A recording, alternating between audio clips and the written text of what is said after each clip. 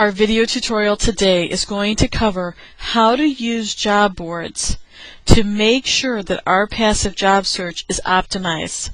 When was the last time you came into your Monster.com account? For many people that I talk to, they haven't been in here for years, and that's too bad because Monster is still one of the top search job boards when it comes to a passive job search or an active job search for that matter.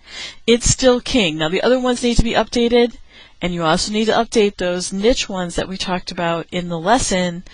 But we're going to talk about Monster.com because what's great about this system is it offers some flexibility that LinkedIn does not offer, and I think you're really going to like it. Once we pop in here, you'll see you can do a job search, but we don't want to do that. We want to update the profile.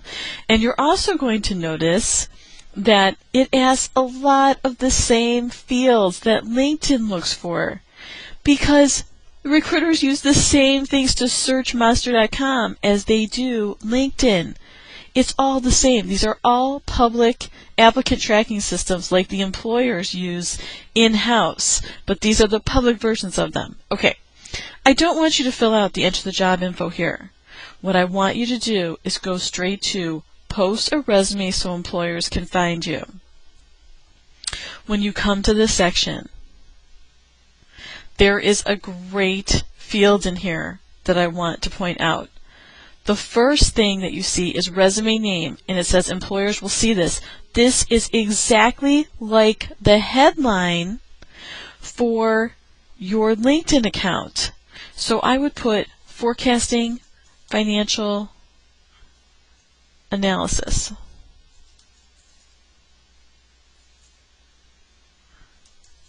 And in this case, I'm going to go ahead and put my name, even though this is really Lisa. And then desired job title and most recent job title. Isn't this great? Monster really allows us to have a resume that's searchable for the title we are going for while still allowing us to state the most recent title that we've had. You are going to be able to get calls and be much more transparent because it's less limited. The system offers you more options. So the desired job title, I'm going to go for financial analyst because if we go for forecast, it only gives us sales forecast analyst, and I don't think that's exactly what we want.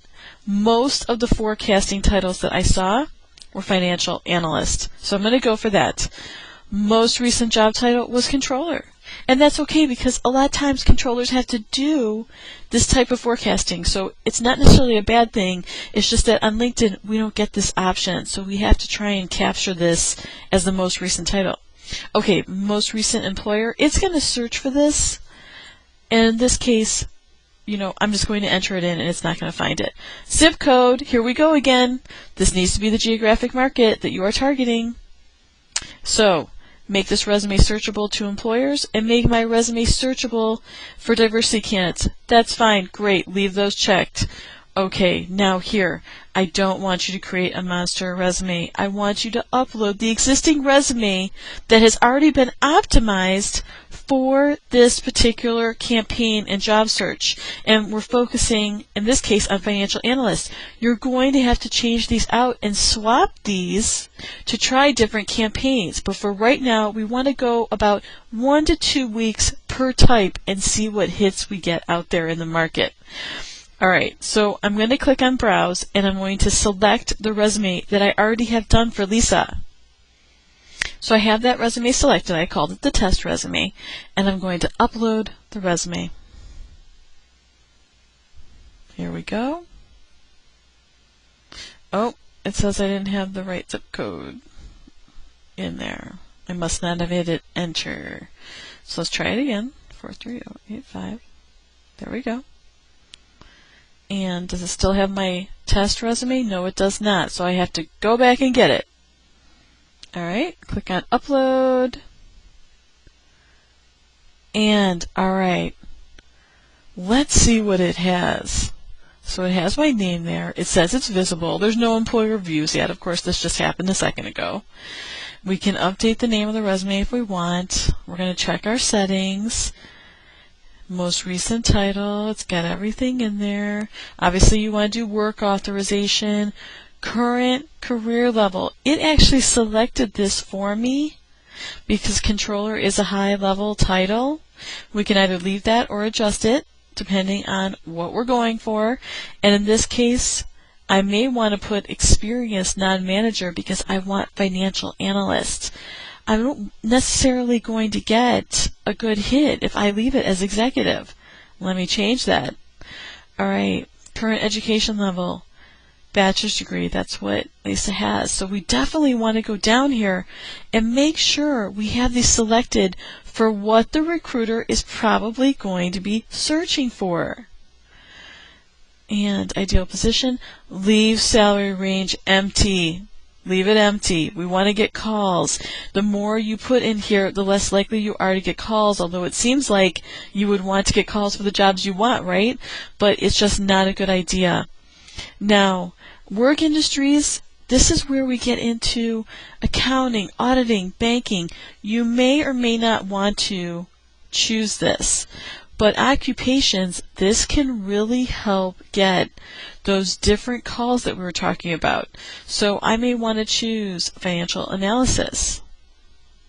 And let's see what else. Financial planning. Let's see if forecasting is in here. I don't see it.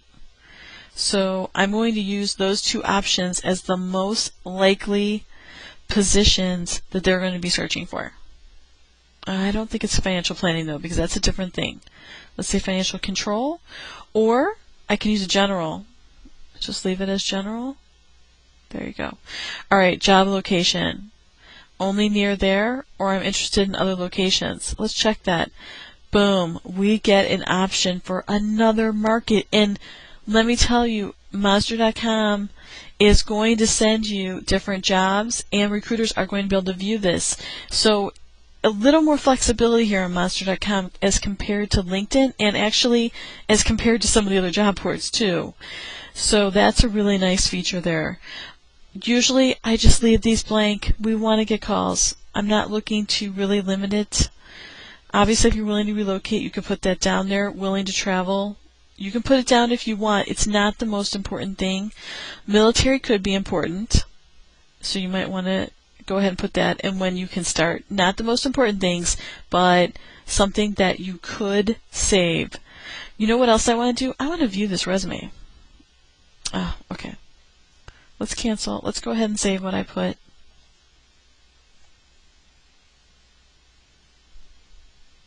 Alright. View resume. Let's take a look at what was uploaded. If you notice here, so I put some information in here. What you're going to notice is that this is the what I call the electronic version. I keep that information in line over here. It just uploads more securely across the different systems when it's that way versus when you have it over here on the right, because then it tabs different and sometimes it doesn't look right. So I really, really like it that way. So here's that, the different positions out there. I'm not worried about the online resume being perfect as far as how it looks, because if they want you and if they can find you because you've optimized everything correctly, they are going to email you and ask you for a physical resume. Okay, so now what I want to do is I want to get to the profile again. Let's see how we find that. I'm going to go back to my resumes. And I may need to pop up to the top here and click on the profile. Let's see. Okay, so right up here, edit profile. I want to see what this profile looks like right now. I want to see what it has in there. This has one of my old Yahoo accounts. It's got the zip code right in there. It has, okay, telephone. Now, I want to look at experience. Let's see if it parsed data from the resume. It only parsed. It didn't even parse. It's what was ever entered in there on my own. Let me go for professional overview.